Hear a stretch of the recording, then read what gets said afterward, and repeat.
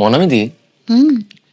জানো তো আমার একটা কথা ভেবে খুব অবাক লাগছে। এত কিছুর পরেও দাদাভাই তোমাকে চিনতে পারলো না। চিনতে না পারারই তো কথা।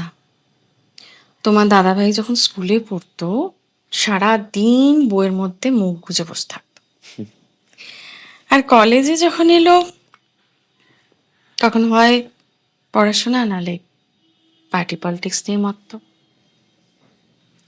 আমার আসলে একতরফা প্রেম তো, তাই আমি তখন তোমার দাদা ভাইয়ের প্রেমে মত্ত। হ্যাঁ, কিন্তু আমাকে একটা কথা বলো, তুমি প্রপোজটা করলে না কেন? মানে তুমি তো দাদাভাইকে প্রপোজ করতে পারতে। ভয়, যদি মুখের উপর না বলে দেয়। আর আমার কি জানো, না শোনার অভ্যাসটা নেই। হ্যাঁ, কিন্তু এতদিন না বলে লাভটা কি হলো বলো তো তোমার?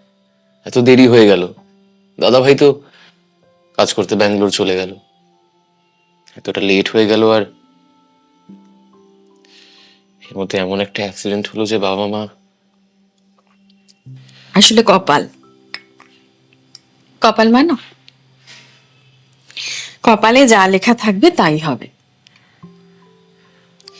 এক এক সময় ভাবি এমনও তো হতে পারে তোমার দাদা ভাইয়ের জন্য যে 10 বছর আমি অপেক্ষা করে রইলাম তার নেটফল 0 তো হতে পারে। মানে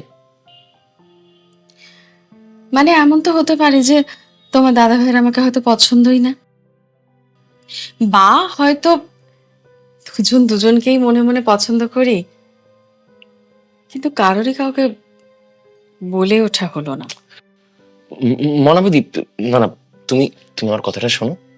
তুমি বিশ্বাস করো, আমি এই বিষয়টা শেষ অবধি যাব। আর সত্যি কথা বলতে, বৌদি হিসেবে তোমায় খুব পছন্দ, জানো তো। পাগল ছেলে, আমার রান্না দেরি হয়েছে।